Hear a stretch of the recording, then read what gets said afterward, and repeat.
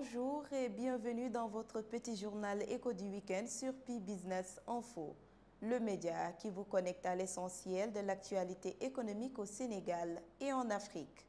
Voici ce qu'il ne fallait pas rater ce week-end. Économie sociale et solidaire. L'État veut accélérer. Le gouvernement sénégalais passe à la vitesse supérieure sur l'économie sociale et solidaire. Sous la houlette de Boubacar Camara, un conseil interministériel s'est tenu vendredi pour acter des mesures fortes.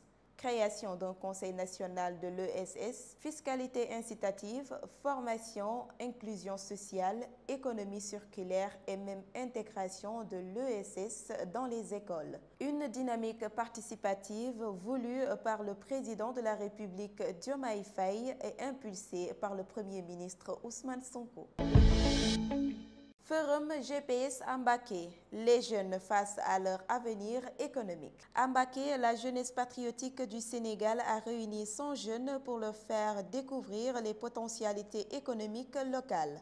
Objectif, les aider à mieux s'intégrer dans l'économie dans un département stratégique voisin de Touba. Coopérative, financement, entrepreneuriat. Les structures comme l'ADER, l'ANPEJ ou le FONGIP étaient là pour les éclairer. Un appel fort à une jeunesse engagée pour le projet.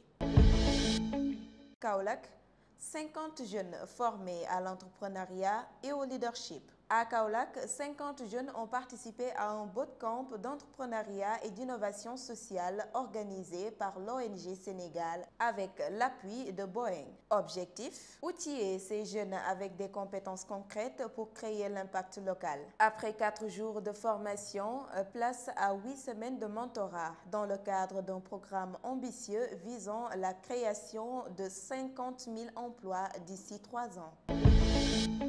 Tabaski 2025, 80 000 moutons déjà entrés à Kidira. Bonne nouvelle pour les ménages. À l'approche de la Tabaski 2025, le poste frontalier de Kidira a déjà vu passer 80 000 moutons, principalement venus du Mali et de la Mauritanie. Le secrétaire d'État Alpha Ba s'est dit confiant sur l'atteinte, voire le déplacement des objectifs de disponibilité. L'État a même distribué 15 tonnes d'aliments pour soutenir les éleveurs de Bakel.